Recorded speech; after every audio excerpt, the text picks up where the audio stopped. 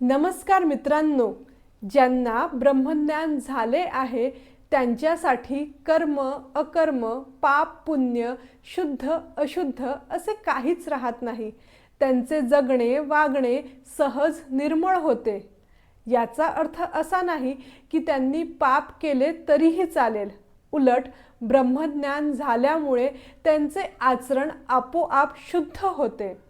असे ब्रह्मज्ञान झालेल्या संतांविषयी तुकाराम महाराज या अभंगातून सांगत आहे। आजचा अभंग आहे, ब्रह्म न लिंपे त्यामेळे कर्मा अकर्मा वेगळे, तोची एक जया जाणे पावे अनुभविले खुणे, शौच औशोचाचे संधी तन आळा तनामधी, पाप पुण्य नाही ठाव तुका म्हणे सहज भाव।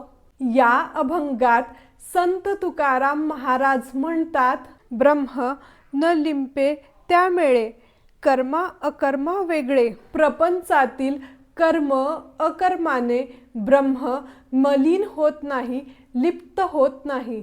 तोची एक जया जाणे पावे अनुभविले खुणे, ज्याने याचा स्वतः अनुभव घेतला आहे त्यालाच त्याचे महत्त्व समजते।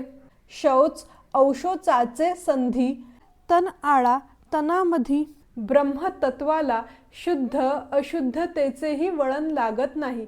जशी गवतावरची अळी गवतावरच असते पण ती निराळी दिसते। पाप पुण्य नाही ठाव तुका म्हणे सहज भाव।